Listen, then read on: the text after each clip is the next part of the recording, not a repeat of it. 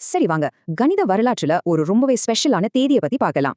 March 25 கணித வரலாற்றுல இது ரொம்ப முக்கியமான நாள். ஏன் தெரியுமா? இதே தேதியில பல நூற்றாண்டுகளா சில பெரிய மேதைகள் இந்த உலகத்தையே மாத்திருக்காங்க. அவங்கள பத்தி தான் இப்ப பார்க்க போறோம். நம்ம கேலண்டர்ல ஏன் லீப் இயர் வருஷம் வருதுன்னு யோசிச்சிருக்கீங்களா? அதுக்கான பதில் பல வருஷத்துக்கு முன்னாடி இருக்கு. அந்த பதில் நம்மள மார்ச் 25 1538க்கு கூட்டிட்டு போகுது. கிறிஸ்டோபர் கிளாவிஸ் அப்படிங்கிற ஒருத்தர்கிட்ட. நாம இன்னைக்கு யூஸ் பண்ற கிரிகோரியன் கேலண்டரை உருவாக்க இவர் தான் உதவினார். இவரோட லீப் வருஷ ரூல் தான் அது. யோசிச்சு பாருங்க, இவரோட சிஸ்டம் பல நூற்றாண்டுகளுக்கு ஒரு சின்ன தப்பு கூட இல்லாம வேலை செய்யும். அதே மார்ச் 25 தான். வாங்க அடுத்த நூற்றாண்டுக்கு போவோம். அங்க ஒரு வேற கேள்வி காத்துட்டு இருக்கு. கண்டங்கள் நகருதுன்னு நமக்கு தெரியும். ஆனா அதை பத்தின ஒரு தியரி கரெக்டானு எப்படி செக் பண்றது?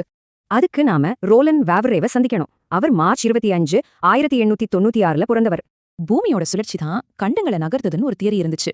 ஆனா வாவரே அதுக்கு வாய்ப்பே இல்லைன்னு கணக்கு போட்டு சொன்னார். பாருங்க, மத்த சயின்ஸ் ஐடியாக்களை டெஸ்ட் பண்ண மேத்ஸ் எப்படி உதவுதுங்கிறதுக்கு இது ஒரு சூப்பர் உதாரணம். மறுபடியும் மார்ச் 25. வாங்க அடுத்த கட்டத்துக்கு போலாம். இந்த தடவை டெக்னாலஜியோட. உங்க ஹெட்போன்ல இருக்கிற குட்டி ஆனா பவர்ஃபுல் மேக்னெட்ஸ் எப்படி உருவாச்சுன்னு யோசிச்சிருக்கீங்களா? அந்த கதைக்கு மார்கரெட் ஃபார் மோயர் கிட்ட ஒரு பதில் இருக்கு. அவங்க மார்ச் 25 1975ல தான் இருந்தாங்க.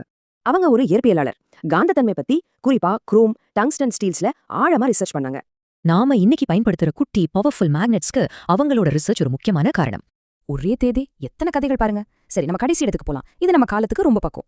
லட்சக்கணக்கான மாணவர்களுக்கு ஒரு மாடர்ன் மேத்ஸ் பாடத்திட்டத்தை எப்படி உருவாக்குறது?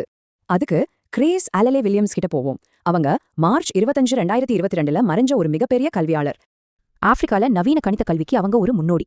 புது புத்தகங்களை உருவாக்கி டீச்சர்ஸ்க்கும் பயிற்சி கொடுத்தாங்க. அதோட அவங்க டாக்டர் பட்டம் வாங்கின முதல் நைஜீரிய பெண். பாட புத்தகங்களை தாண்டி ஒரு உண்மையான வழிகாட்டியா இருந்தாங்க. ஒரு கேலண்டர் மேக்கர், ஒரு ஜியாலஜிஸ்ட், ஒரு பிசிசிஸ்ட், ஒரு கல்வியாளர், இவங்க எல்லாரையும் இணைக்கிறது எது?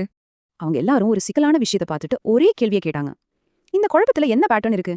அவங்க கேட்டதால தான் நமக்கு ஜிபிஎஸ், மாடர்ன் டெக்னாலஜி, நல்ல கல்வி எல்லாம் கிடைச்சது.